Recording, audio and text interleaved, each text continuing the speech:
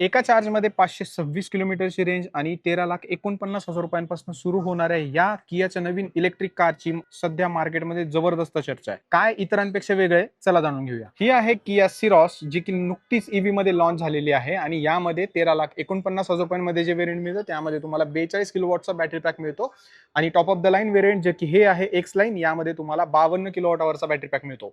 मित्रांनो, base variant पासूनच जबरदस्त फीचर्स आहेत, पण सगळ्यात जास्त चर्चा होती ते म्हणजे बॅटरी पॅक आणि चार्जिंग बद्दल.